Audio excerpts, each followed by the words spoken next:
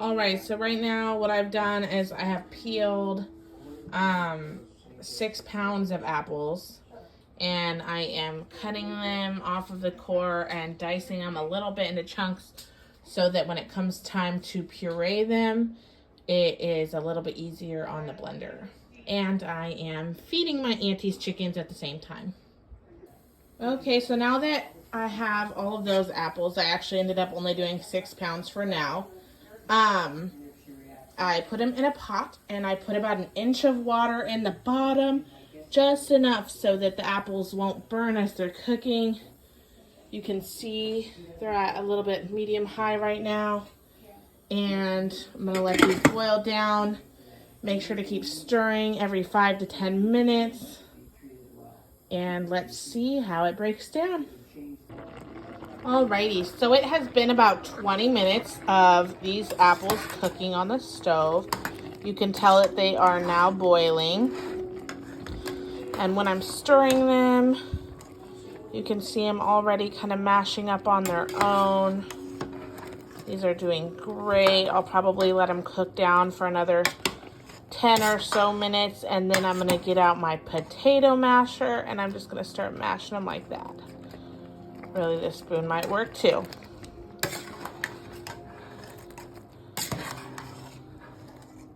I like to stir them a little bit just so that those extra soft chunks come to the top and the more solid chunks will go to the bottom.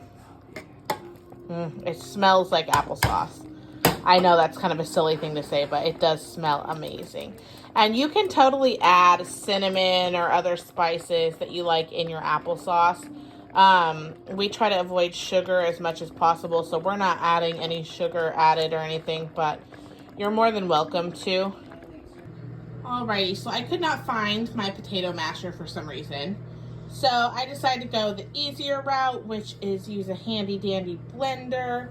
So as you can see, after you blend it, it turns into the perfect consistency of applesauce.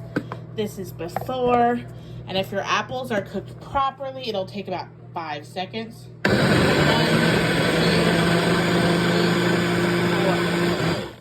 4 seconds. It'll take 4 seconds, not 5 seconds. What was I saying?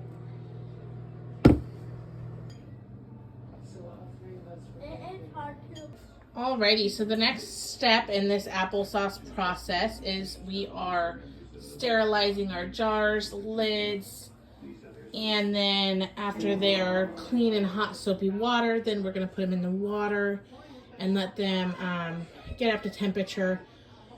That way when the water starts to boil and we put the hot applesauce in, they don't explode. So we're going to let them sit like this for about 5 minutes.